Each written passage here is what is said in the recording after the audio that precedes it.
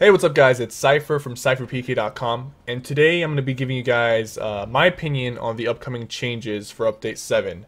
In the last ESO Live, they gave us a lot of info about things that are going to be changed in the game. There's still a lot of the patch that we don't even know, but what I'm going to do today is I'm going to give you guys my opinions on the confirmed changes that they've announced, and just tell you guys how this might affect PvP, what I feel about it, do I like this change, do I don't like it, and just some extra info that I'd like to throw out there. So, major changes that are coming in. The first one would be Veteran Rank 16. We're going to be raising the cap from V14 to V16. A lot of people are not very happy about this, considering the fact that they're not actually adding new content to accompany the vet rank raise, but they're raising it for, it's still part of the process that they're trying to remove vet ranks. I don't really know. That doesn't really make much sense to me or a lot of people. And it is very frustrating considering when you think that V14 is going to be the highest rank. Because they did say they're going to remove vet ranks. So people will invest gold into V14 gear and they end up having to upgrade their gear to V16 shortly after. And that's not a good feeling for anyone. And it kind of threw us for a loop because we thought they were going to remove vet ranks and now they're increasing it. So I don't really like this change, but it's just part of the process. We speak up against this. I know Delty has a very popular forum post, and I'll have that linked in the description regarding the Veteran Rank 16 changes, as well as some champion point system concerns. So speak out if you're against this. If you're for this, tell me why you're for this, and I'll give you guys my opinion on it as well. If you have, I personally don't like it. I personally don't like the V16 raise cap. It just doesn't make any sense to me, considering they're trying to remove vet ranks, but they're increasing vet ranks without actually increasing new content, which that's just, I don't, that's not acceptable for me. They are changing a few things though. They're decreasing the veteran rank XP to actually 850,000. It used to be 1 million. So they're adding 2 ranks, and then they're reducing the time it takes to get vet ranks just to compensate. But if you are V14, I know some people were saying that you're going to be jumped to V16. That's actually been confirmed false. You don't jump to V16. You're going to have to actually grind out those 2 extra vet ranks. That sucks. So no one likes grinding. And people are going to be forced to grind because there's no real new content to go out and get Vet 16 through the new content. Like when they added Craglorn, you went out, you did Craglorn, you got yourself to V12. But there's no new content accompanied with this, and some people have already completed most of the game, so they're just going to go out and grind these 2 levels. And they're also increasing some Veteran Public Dungeon XP and increasing XP in Craglorn, but they're not increasing XP in PvP. So they're making the gap between PvE players and PvE versus PvP champion point reward is going to be even greater, because now the people that are grinding in dungeons are going to be gaining XP at a much faster rate. People who are doing Crag are going to be getting XP at a much faster rate, and PvP CP is already not on par when it comes to PvE CP. The rate at which you get champion points is much slower in PvP generally for players. They're adding a few new item sets, about 20. That's going to be exciting to see how that's going to affect the game, because we haven't had any really new sets that affect PvP, and we need some more unique sets. A lot of the sets nowadays are very similar. They all do the same thing, generally speaking. They all do the same thing. They give you regen, they give you weapon damage, spell damage, whatever the case may be. There's not a lot of unique functions that the sets do, and there's very few sets that have very unique personality to them. So hopefully these new sets that are coming in will also have a lot of unique functions. And I know they talked about a few of them. One of them that could possibly do more damage against shields. One of them that's going to spawn bubbles that you have to chase to get resources back. So hopefully they do a good job with these sets. Hopefully nothing is overpowered. But knowing how things go, there's probably going to be some issues with some of the sets, and some are going to be better than others, and they'll have to look into that and rebalance it. I know people are really waiting for the class changes. Let's get into that, okay? I'm gonna skip some of this other stuff. The class changes is a little more important. By the way, they're wiping out leaderboards with this. That's good, because it's gonna be different. They're nerfing Nernhund into basically, it's gonna be useless. I'm telling you right now, the way they described it, it's only gonna apply on the piece of gear that you're wearing. So if you have like a belt that has an armor value of 200 You get a 10%, Nirnhone boost. However much the Nirnhone quality is, it's only going to apply to that one armor piece. So in reality, Reinforced is going to be a better option, because Reinforced applies to the armor selection and it also boosts your spell resist and armor at the same time, while Nirnhone is going to give you more resistance but no armor. So it's going to be useless. I'm telling you that right now.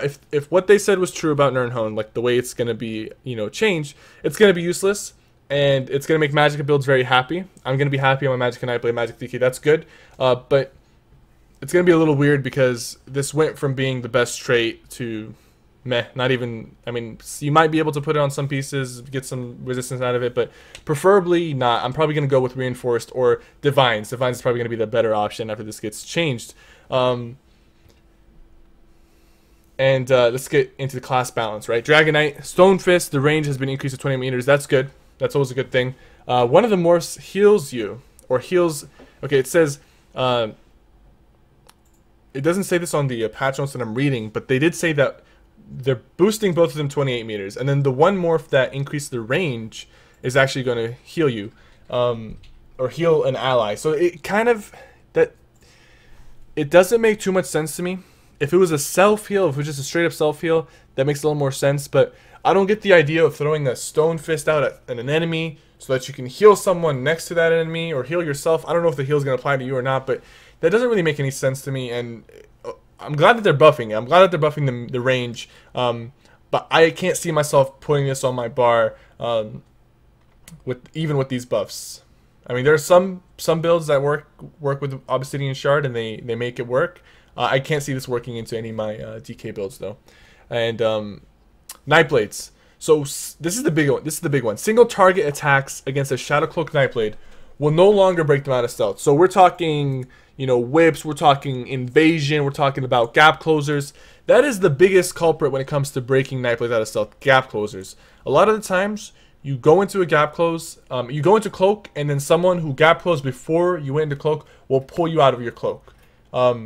That's the biggest, frustration for any Nightblade out there. It's the biggest culprit when it comes to pulling out your cloak, and that's going to be changed. So, cloak is going to be, hopefully this goes through. They've buffed cloak millions of times, and they always say it's going to be better, but I think this might be the last one that actually makes it ridiculously strong. It might be too strong. Who knows? Because, AoEs are still going to pull you out. I don't know about detection potions. People are saying detect pots are not going to work on Invis Nightblades. I really don't know. Okay, so here's my opinion on detect potions. They are very, they counter Nightblades hard, right? But the reason they counter Nightblades hard is because they apply to all your allies. It's the only self buff that when you apply it to yourself, you apply it to all your allies as well. Because if you can see someone with your detect potion, everyone else can see them, not just you. So the problem that comes out of that is it's basically a group buff from one person. If they change detect pots to only apply to the person who's drinking them, I drink the detect pot, I can see the Nightblades, my allies can't see them, but I can tell them where they are. That's a smart decision. But making the detect pots not work on Invis, that might be a little too much. And then the other route is the current route. It's a hard counter, especially to Magic Nightblades who rely on Invis for survivability. What else do we got? Grim Focus. Okay, so this is I'm really excited about this one because I've always liked Grim Focus, but it required 7 light attacks so you can proc the Spectral Bow. Where they're taking that 7 and they're reducing it to 4. Grim Focus hits about as hard as a Crystal Frag, so it's going to be almost like the Crystal Frag equivalent for Nightblade. It's going to be a little less reliable because you have to actually get 4 light attacks, so you can't really spam it. But 4 light attacks with like a Swallow Soul build, with a Destruction Staff build, that's easy to get. And it's going to be interesting to see this ability in action. I'm going to try incorporating this into my Nightblade, Stamina, and Magicka build because it scales off of whatever your max stat is, and 4 is definitely better than 7. You're going to be able to throw some Spectral Bows, and the skill looks badass. Like, the skill looks awesome. You pull out like some Shadow Bow and you shoot like an arrow, and it just looks really cool. So I cannot wait to use this ability more often. The damage bonus from Agony has been increased 5% per second from 3%. Still a shitty skill because, the damage is based off of how long they stay in Agony. So I mean, it's just not gonna work. It's the skill's not gonna. It's still not a good skill. It has a cast time. The cast time is not gonna be good. There's still so many things that the skill is just not working. It's just not gonna work like that. It needs more than that. Templar. The damage of rain destruction has been decreased overall when not in execute range. That is awesome news. The first tick will now always be a critical. I don't know why the first tick will now... Wait. The first tick will now always be a critical. Okay, so they had a problem when the first tick couldn't crit, but they had a problem when the first crit couldn't tick, but instead of fixing that problem, they just made the first crit all the time. I don't know how to feel about that, but at least the damage is going to be reduced. The problem with rain destruction was it did execute damage even outside of I mean, it didn't do execute damage outside of execute range, but it did so much damage out of execute range that Templars were using this ability just for damage straight up. It's possible to be one shot by this ability. People can build their Templars to be able to take you from full health to 0 just using one spell damage buff and then using rain destruction. I have a video clip of my friend Jack doing that to me. So definitely needed this nerf, and hopefully it now is used as it's supposed to be used, as an execute and not as a damage dealer before the execute. So I'm glad about that, because it's been bothering me for a while that rain destruction does so much damage outside of execute range compared to other executes. Fix an enemy issue with focus charge. I'm not going to believe that until I see it. They have fixed focus charge like 100 times since the launch of the game. It still has that delay between the focus charge and then after the focus charge ends, you really can't do anything for a second. Hopefully they actually fix this. They increased the animation speed for Rush Ceremony. That's good. It looked really slow before. Sorcerers. Oh, this one's pretty Bolt Escape is going to be getting a very bad, harsh nerf to it. It's gonna... Okay, so right now when you Bolt Escape, you increase the cost of Bolt Escape by 50% after your first streak. If you streak within 4 seconds, it's going to stay increased by 50%. Well, now that 50% is going to stack. So if you streak once, the next one's going to cost 50%, third one's going to cost 100%, 150, 200%, until basically it's too expensive to cast. Well, this hits Damn Sorks pretty hard. Magicka Sorks, I'm telling you this right now, there are workarounds to this. There are workarounds to this and the dodge roll nerf. I forgot to mention the dodge roll nerf. The dodge roll nerf is also getting the same treatment, except it's 33%. But the problem is they're basing this based off of the Magicka Sorks that have high regen, low cost. What about the heavy armor Sorks? What about the stamina Sorks? They're gonna get hit hard with this, and they can't even spam it. Regardless of the current meta, they can't spam streak and get away from people that easily. Magicka Sorks, the light armor guys, the guys that have high regen, low cost, they can. So this nerf is gonna affect them, but it's gonna screw over the stam and heavy armor Sorks that already can't streak that many times in a row without running out of Magicka. So really, I don't see a fair way to do this besides actually being a little more complex with the nerf. The best way I think they should do this is, for example, Ball of Lightning. If it doesn't absorb a projectile, the increase should keep going up. That way, if you're running away with Ball of Lightning, if you're not absorbing any projectiles, that means you're not within range of action. So the increase should go up. With Streak, if you don't do any damage with Streak, I mean, if you don't do any damage, the cost should go up. If you do damage with Streak, then the cost should stay the same, because you're using it as an offensive tool, not as a defensive tool. And the problem that they had was Storks could run away from most fights using Streak. I don't really agree with that, because on a stamina I played, I can usually catch a Sork. If you build for mobility, you're not going to keep up with them all the time, but you can usually trail them to the point where you're always on their back and they're not really safe, or they haven't really escaped quite yet. And I guess slower characters, slower builds couldn't really catch Sorks, and that's what they're trying to do. They're trying to make them on par, but I don't think that was necessary. I really don't think that was necessary, because Sorks streaking wasn't the issue. Shields was the issue. I'll get into that, but Shields was the issue, and that it wasn't Sork streaking. It wasn't their mobility, because every class can build for mobility, and Sorks just had the best mobility, but that's because every class has to have something, right? The major issue with Sorks being powerful in this meta was their shields. That was the major issue, and that's also getting addressed, but not quite fully. I really want to wait to see how it applies. I know the Battle Spirit buff is they are reducing shield size from 20% reduction to 50%, and then or 15% to 50%, and then damage from 20 to 50. A lot of people, they're a little confused because they see, oh, damage is being reduced by 50%. That's not true. It's not being reduced by 50%. Well, it is, but the damage outside in PvE is going to be cut in half. But the damage you have in PvP right now, if you look at your tooltip, it's already reduced by 20%. So that 20% is going to go to 50%.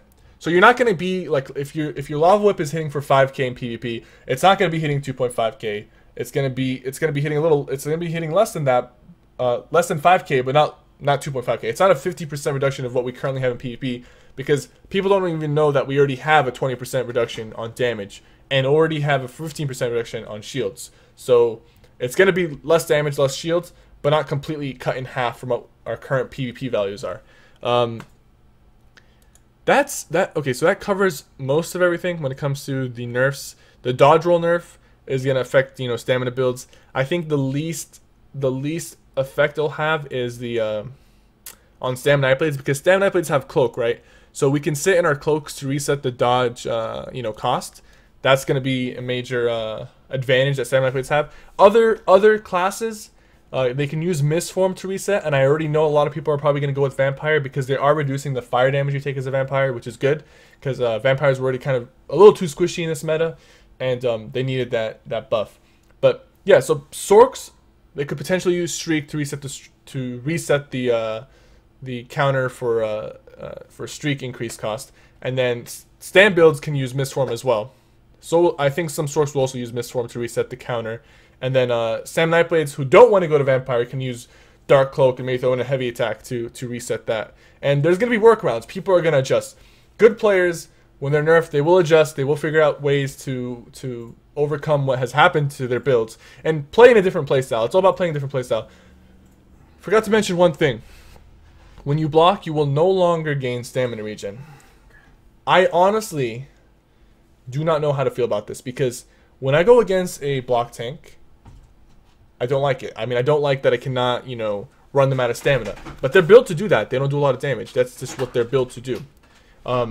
So this block nerf is going to have a huge effect on all tanks. It's going to have a huge effect, especially on Magicka DKs, because their weakness is already stamina. Magicka DKs, the heavy armor Magicka DK, they can't block forever. Even though they are in heavy armor, they have lower stamina regen, they have lower stamina pool. They can't block forever. So this nerf is going to hit them pretty hard. And I'm really concerned for the state of DK after this nerf.